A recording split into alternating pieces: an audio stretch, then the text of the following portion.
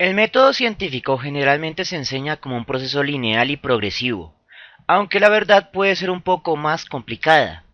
Muchas de las grandes teorías de la ciencia no se inducen posteriormente a un experimento clave, sino que se deducen antes o durante la realización del mismo. Y en ocasiones experimentos clave no necesariamente conllevan a consolidar un modelo matemático claro.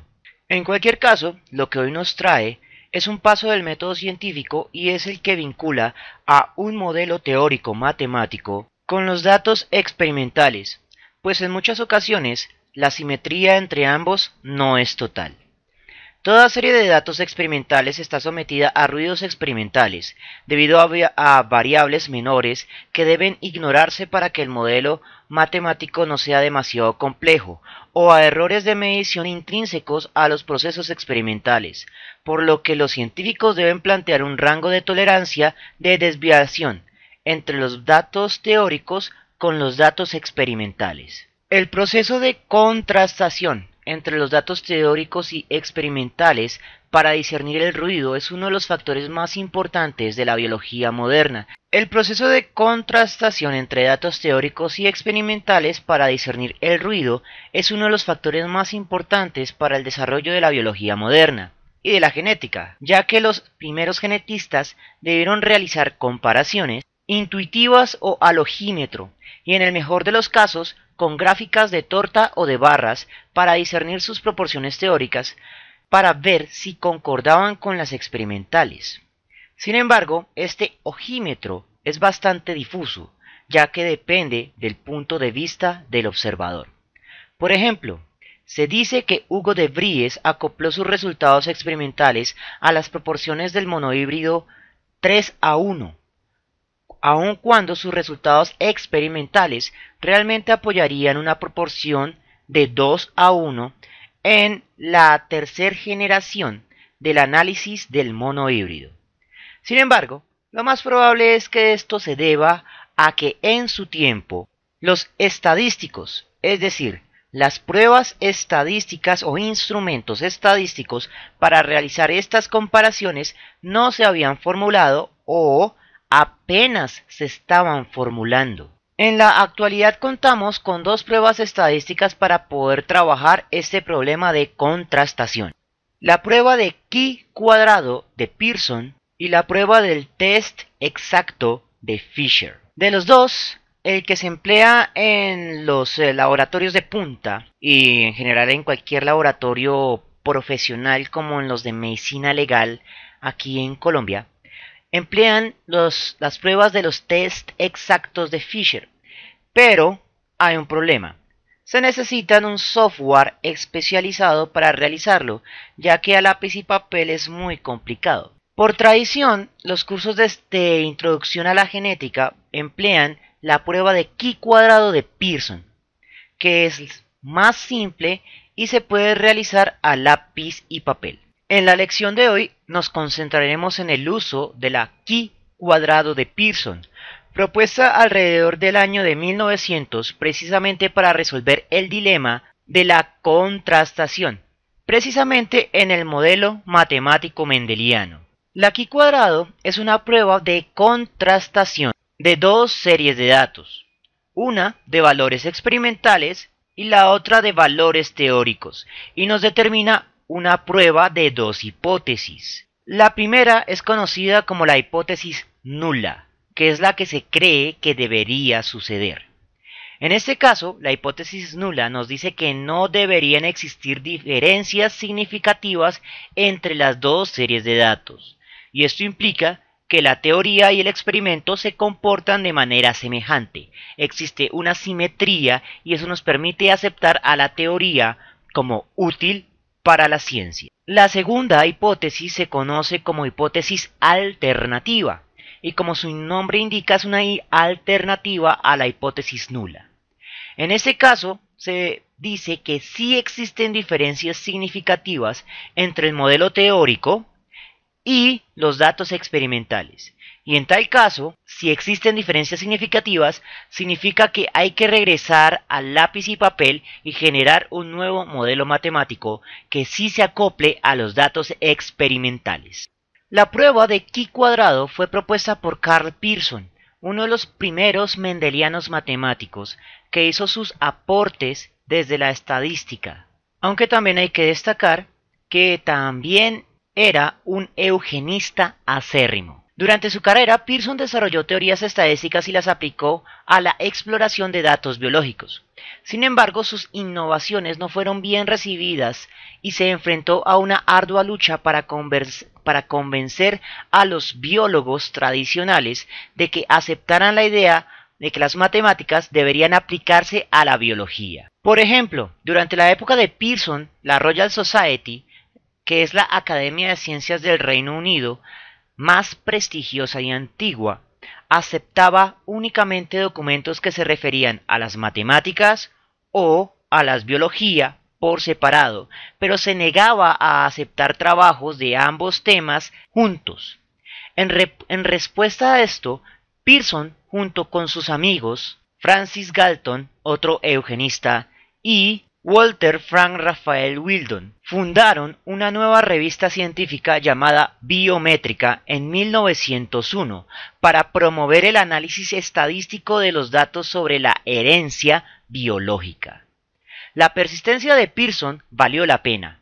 Hoy, las pruebas estadísticas son esenciales para examinar los datos biológicos de toda índole, no solo los de genética. En términos prácticos, la prueba de chi cuadrado se basa en determinar un valor crítico o de frontera, empleando una variable conocida como grados de libertad, la cual depende de la cantidad de categorías o parejas de datos que se deben comparar. La chi cuadrada de la tabla o límite se compara con una chi cuadrada calculada a través de la siguiente fórmula general, la cual se lee más o menos del siguiente modo. Va a ser una suma desde el principio hasta el final de una división compleja compuesta por dos variables. Una variable experimental que se repite dos veces y una variable teórica. Aunque la fórmula de manera comprimida parece muy compleja, en realidad durante el proceso la vamos a resolver como si se tratara de una tabla de datos para resolverla de una manera más sencilla y paso a paso. Sin embargo, antes de eso, antes de los ejemplos, debemos aprender a buscar en la tabla de chi cuadrado. Entonces, para encontrar los valores críticos de la chi cuadrado de la tabla, tenemos tres opciones. Buscarla en internet, buscarla en un libro de texto de nivel universitario o sacarla de Excel. La última opción es la que me parece más viable, debido a que las tablas de internet y de los libros de texto nos van a sacar todos los valores de probabilidad. Sin embargo, en biología únicamente empleamos el valor de probabilidad conocido como el 0,95, aunque otras fuentes lo referencian como el 0,05. Este valor de probabilidad implica qué tan estrictos somos con respecto a nuestra comparación. Ahora, en cualquier caso, lo importante es conocer la fórmula de la chi cuadrada de Excel. Entonces, igual que con cualquier fórmula, comenzamos con igual. Vamos a colocar las letras INV punto y ahí buscamos una que se llama chiquat, que es esta de acá. Le hacemos doble clic y abajo nos proporciona las instrucciones. Nos solicita un valor de probabilidad 0,95 y unos grados de libertad.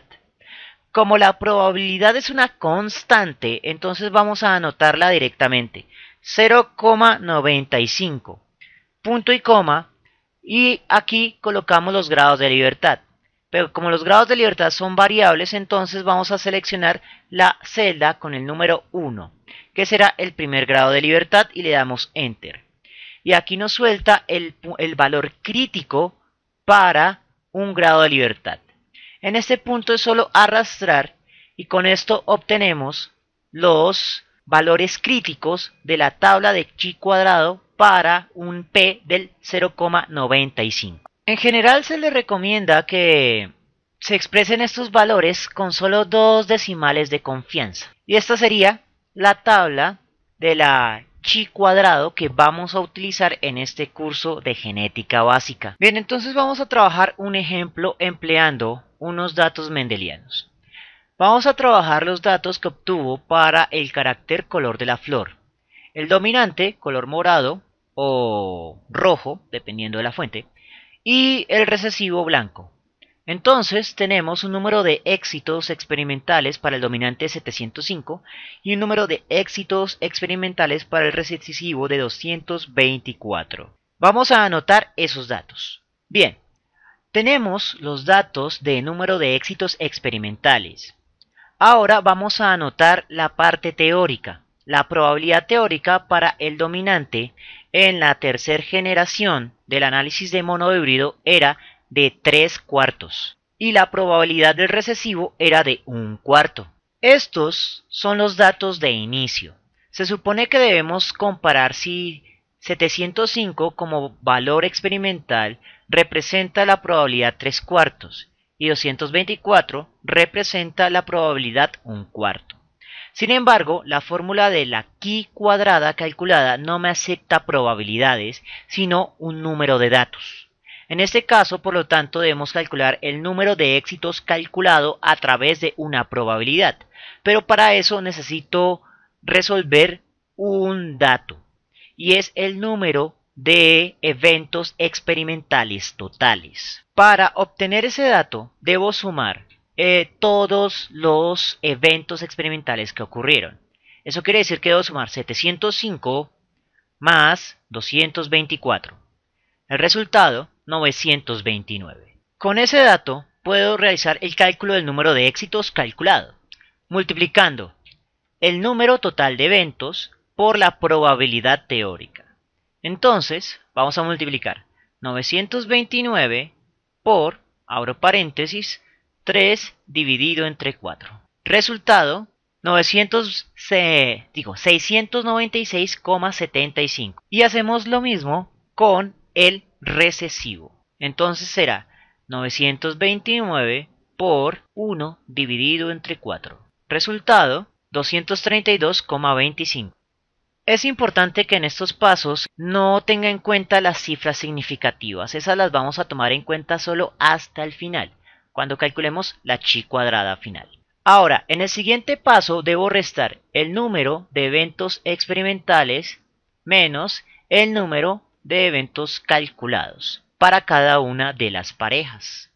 Comencemos por la pareja dominante. 705 menos 696,75. Resultado, 8,25. Y hacemos lo propio con la pareja recesiva. 224 menos 232,25. Resultado, menos 8,25. En el siguiente paso debemos elevar cada uno de esos resultados de la resta al cuadrado. En este caso específico, como ambos tienen la misma magnitud, solo tengo que hacerlo una vez. Cuando se elevan al cuadrado, todos los negativos igual se anulan. Y por lo tanto la respuesta va a ser 68,0625. Tanto para la primera pareja como para la segunda. En el siguiente paso, debo dividir ese resultado entre su correspondiente, que puede ser el teórico o el experimental. En realidad no importa, pero vamos a emplear el experimental. Entonces vamos a dividir 68,0625 entre 705. Y lo mismo con la otra pareja. Entonces para la primera pareja, 68,0625 dividido entre 705. Resultado, y aquí sí vamos a tener en cuenta las cifras significativas. En la tabla de la chi cuadrada empleamos solo 2 decimales de confianza. Eso significa que el resultado de ese cálculo lo vamos a expresar solo con 2 decimales de confianza. Entonces, resultado 0,096. El 6 es el primer valor en desaparecer, pero como es mayor que 5, significa que el 9 debe aumentar en una unidad. Y nos queda, por lo tanto, la respuesta como 0,10. Ahora realizamos el procedimiento para la segunda pareja. 68,0625 dividido entre 224. Resultado, miramos el tercer decimal, que es un 3, es menor que 5, por lo tanto se redondea hacia abajo y el resultado va a ser 0,30. Lo que nos resta es sumar desde el principio hasta el final la serie de datos. Por lo tanto, la q cuadrada calculada va a ser igual a 0,40. Ahora vamos a buscar la q cuadrada de la tabla. Para esto debemos determinar los grados de libertad de nuestro problema.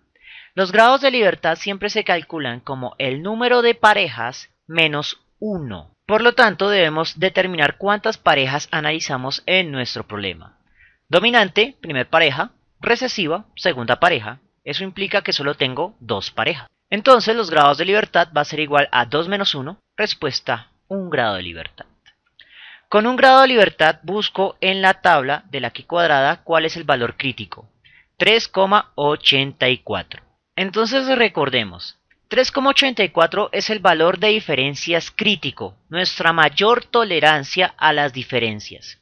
Entre más diferencias hay entre la serie de datos, este valor es más grande. Si nuestro valor calculado es más grande que el valor crítico, significa que las diferencias son demasiadas para aceptarlas.